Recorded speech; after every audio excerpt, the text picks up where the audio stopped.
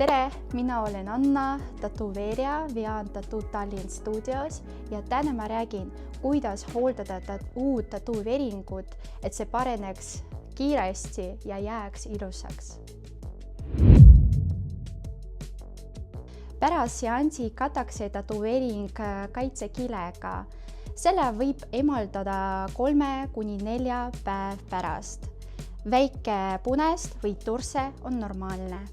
Pese tatuveeringut sooja vee, õrna, alkoholivaba seepiga, kuivata salvrätiga, ära hiiru ja kanna õhuke kiht biotatumit. See rahustab ja niisutab nahka. Esimese nädala jooksul kanna biotatumid 2–3 korda päev. Ära eemalda kuurikuid ega lõhnastatud kreeme. 1–3 päev punedus või turse, see on normaalne. 3–7 päev tekib õhuke kile, ära seda puuduta.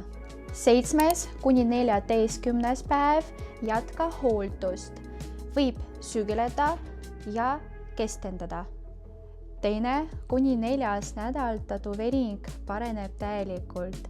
Väldi päikest ja solaariumid kuu aega. Ära käi saunas, basseinis ega meres.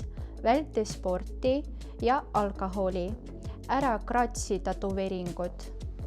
Õigushooldus, ilus tulemus. Biotatum aitab pareneda kiiresti ja mugavalt. Küsimuste korral kirjuta meile, aitame alati. Aga jah, suur aitäh teile ja kohtumiseni!